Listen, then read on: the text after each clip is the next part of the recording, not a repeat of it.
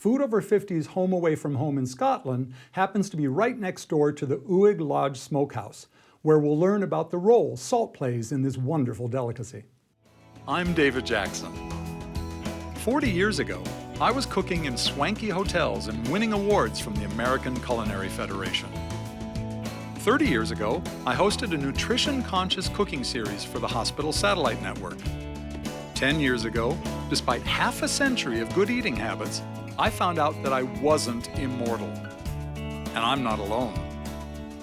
Can doctors' orders to moderate salt, fat, and refined carbs share our plates with mouth-watering gourmet recipes? Yes, they can.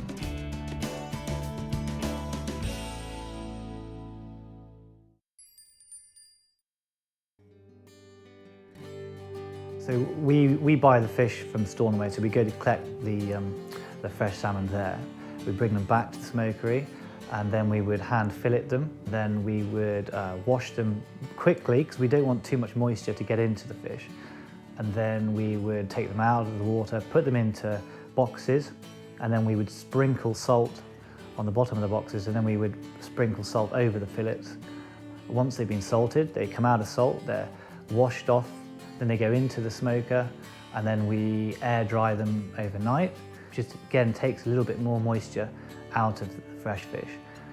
We would put the oak chips into the drawers, into the smoke drawers, light the smoker, and then off we go. So then we're smoking for anywhere between 7 and 10 hours.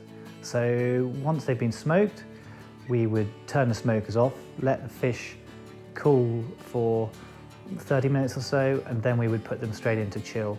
And we would chill those fish down overnight in a blast chiller.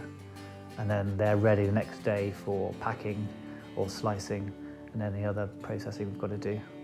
The whole idea behind salt and seafood or other forms of meat is that it helps to preserve the fish.